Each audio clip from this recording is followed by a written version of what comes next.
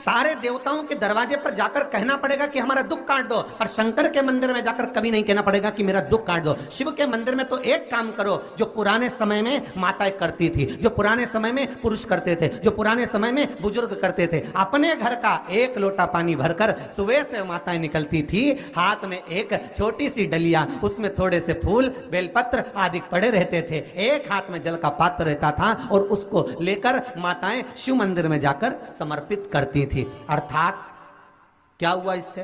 तो शिव महापुराण की कथा कहती है जब घर का जल ले जाकर हम शंकर को चढ़ाते हैं तो शंकर को हम अपने घर का एड्रेस बताकर आ जाते हैं कि ये हमारे घर का पता है। अब तुम शाम को जब निकलो भ्रमण करने के लिए, जब हमारे घर पर होते हुए चले जाना। अब कहने की जरूरत है क्या दुख कटेगा? अब भगवान को बोलना पड़ेगा कि दुख काटो? कुछ नहीं कहना, बस एड्रेस बताना। हमें भी भगवान के मंदिर में जाकर ये नहीं कहना कि तुम दुख काटो, हमें तो बस केवल एक लोटा जल लेकर जाना है और भगवान को समर्पित करना है, विनती करना है, निवेदन करना है और भगवान उसको स्वीकार कर लेगा। बस एक लोटा पानी। अब इतना सरल देव देखो कहीं मिलने वाला है क्या? सारे देवताओं के पूजन में तो सारी सामग्री चाहिए, अच्छे अच्छे वस्त्र पहनाओ, आभूषण पहनाओ, रतन पहनाओ, माणिक पहनाओ, मोती पहनाओ, ये पहनाओ, वो पहनाओ। शंकर जी को एक लोटा पानी, हर हर महादेव 3 बार। शिव जी की कथा कितनी विचित्र, वो कहते हैं अगर पानी भी नहीं है चढ़ाने के लिए, तुम्हारे घर में मान लो जल भी नहीं है, बस 3 बार ताली बजा दो। और वो भी नहीं कर सकते तो शिव मंदिर के दरवाजे पर जाकर बम बम बोले बोल दो। वो भी नहीं कर सकते तो मात्र शिखर का दर्शन कर लीजिए, शिखर दर्शनम सर्व पाप नाशनम। मात्र शिखर का दर्शन करो, उससे भी सर्व पापों का नाश हो जाता है। जल चढ़ाने का भी एक तरीका है और शिव महापुराण की कथा कहती है कि जल जो भगवान शिव को चढ़ाया जाता है उस 3 तरह का जल शंकर को समर्पित होता है। बहुत ध्यान से सुनना आज की कथा। 3 तरह का जल शिव को समर्पित होता है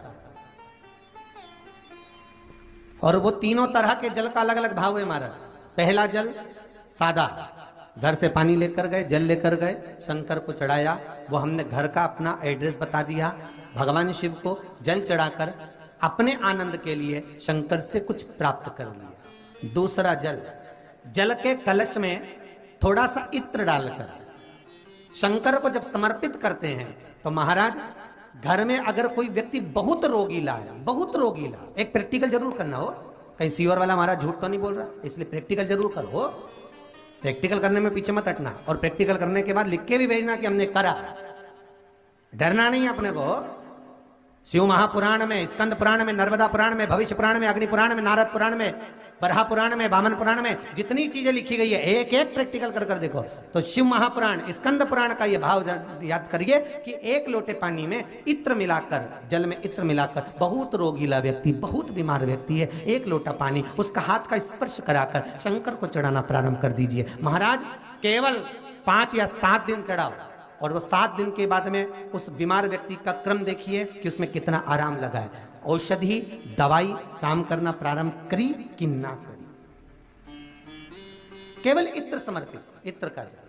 तो पहला जल सादा, दूसरा जल है इत्र का और महाराज तीसरा जल जो शिव महापुराण के अंतर्गत कहा गया है बेलपत्र का जल।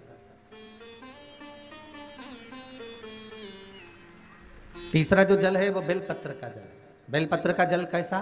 तो महाराज शिव महापुराण की कथा कहती है कि जल के पात्र में एक बेलपत्र अंदर डालकर उस जल के पात्र को ले जाकर शिव को समर्पित करना, अर्थात अपनी मन की कामना भगवान शंकर से कह देना। केवल बेलपत्र के माध्यम, बोलना नहीं है हमको, कुछ हमें कुछ कहना नहीं है। वैष्णव धर्म के अंदर, पुष्टि मार्ग के अंदर जहां जहां पर महाप्रभु जी की बैठक जी होती है, श्रीमद् वल्लभाचार्य जी की, जहां पर महाप्रभु जी की बैठक होती है वहां पर झारी जी भरी जाती है। तो झारी जी जो भरते हैं, जल का पात्र जो भरते हैं झारी जी, तो उसका व्याख्यान वर्णन अगर करा जाए तो झारी जी क्यों भरी जाती है? तो श्रीमद् वल्लभाचार्य जी के जो लेख है उसमें वर्णन आता है कि परम भगवदीय वैष्णव जो महाप्रभु जी की बैठक जी पर जाता है और झारी जी जो भरता है, वो झारी जी भरने का क्रम ये रहता है कि वैष्णव जीव अपने मन की बात डायरेक्ट भगवान से नहीं कह सकता, इसलिए वैष्णव क्या करता है कि यमुना जी से कहता है।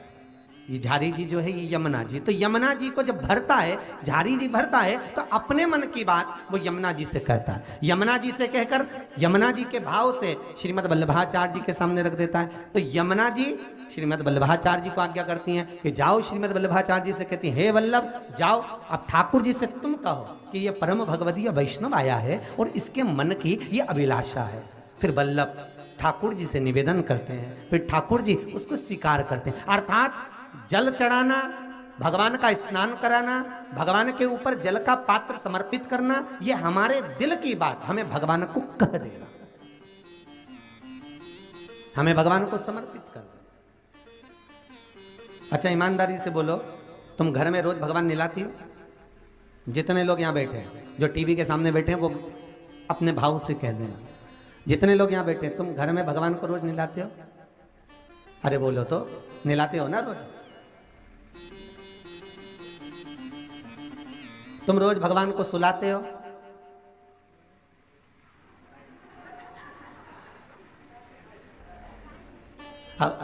आधे इधर वाले बोल दो और आधे इधर वाले बोल दो, हो कुछ तो हो ही जाएगा। अब एक बात बताओ, तुमने भगवान को सुलाया ना सुलाया वो आपके ऊपर।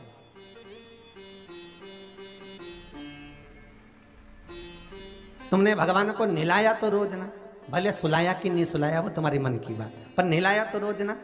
अब वो नारायण, वो मेरा ठाकुर, वो मेरा लाडला, वो मेरा विश्वनाथ, वो मेरा त्रिकालदर्शी, वो मेरा कैलाशी, वो मेरी भवानी माँ, वो मेरा दत्त, वो मेरा सतगुरु, वो मेरा ठाकुर, तुम उसको रोज निला रही हो, तो निलाने का भाव क्या है?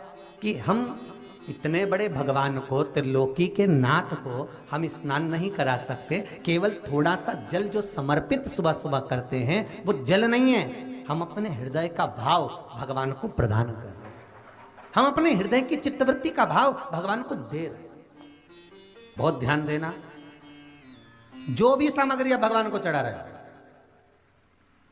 3 तरह का जल का जो व्याख्यान वर्णन किया गया, एक सादा जल जो भगवान को कहा, आपने अपना एड्रेस बता दिया, आपने अपने मन का भाव बता दिया। इत्र का जो जल चढ़ाया गया वो केवल रोग मुक्ति के लिए चढ़ाया गया। और तीसरा बेलपत्र, अगर उस जल में एक बेलपत्र भी पड़ी हुई है और वो बेलपत्र पड़ा हुआ जल आप जिस भाव से चढ़ा रहे हो, जिस कामना से चढ़ा रहे हो, शंकर वो कामना आपकी पूर्ण कर देते।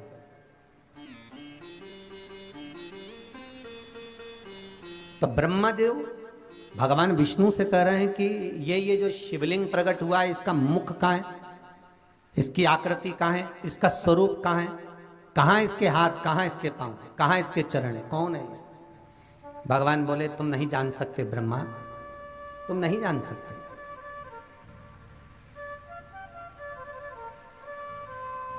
आप अपनी बात सबके सामने रख दो, आप अपनी बात सबके सामने कह दो, पर जिसमें जितना विवेक होगा उस बात को वो उतना ही पकड़ पाएगा।